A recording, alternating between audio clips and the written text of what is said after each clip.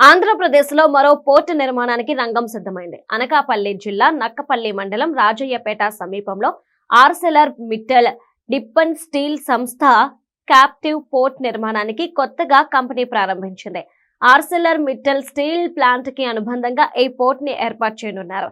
ఇండియాలో steel plant ఏర్పాటు చేయడానికి ఆర్సెలర్ మిట్టల్ సరైన సంస్థ కోసం వెతుకుతూ ఒడిశాకు వెళ్లాలని మొదట్లో ఆలోచించింది. అయితే మంత్రి నారా లోకేష్ ఆర్సెలర్ మిట్టల్ చైర్మన్ లక్ష్మీ మిట్టల్ తో స్వయంగా మాట్లాడి ఏపీలో స్టీల్ ప్లాంట్ ఏర్పాటుకు ఒప్పించిన విషయం తెలిసిందే. సుమారు 1.5 కోట్ల పెట్టుబడితో Arcelor Mittal Nippon steel company Anakapalli జిల్లాలో గ్రీన్ ఫీల్డ్ స్టీల్ ప్లాంట్ తో పాటు పోర్టును అభివృద్ధి చేస్తుంది. మొదటి దశ స్టీల్ ప్లాంట్ నిర్మాణానికి ఏపీ ప్రభుత్వం 2200 ఎకరాల భూమిని కేటాయించింది. భవిష్యత్తులో విస్తరణ కోసం మరో 3300 ఎకరాలను కేటాయించాలని కంపెనీ కోరుతోంది.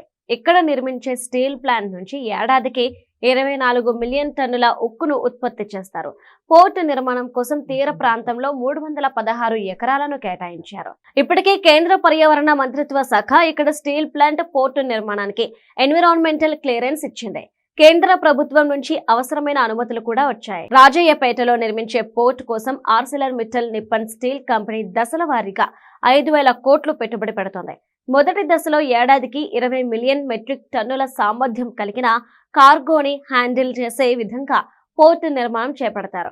రెండో దశ విస్తరణలో భాగంగా పోర్టు సరకు రవాణా సామర్థ్యాన్ని సంవత్సరానికి 50 మిలియన్ మెట్రిక్ టన్నుల స్థాయికి పెంచుతారు. ఇప్పటికే ఉత్తరాంధ్రలో విశాఖపట్నం పోర్టుతో పాటు గంగవరం, కళింగపట్నం పోర్టులు ఆపరేషన్లో ఉన్నాయి.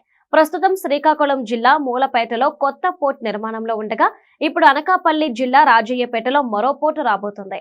కూటమి ప్రభుత్వం అధికారంలోకి వచ్చాక భోగాపురం ఎయిర్పోర్ట్ నిర్మాణం పూర్తి కాగా సీ పోర్టులు కూడా అందుబాటులోకి వస్తే ఉత్తరాంధ్ర ప్రాంతం మొత్తం అభివృద్ధికి కేర్ ఆఫ్ అడ్రస్ గా మారుతుంది.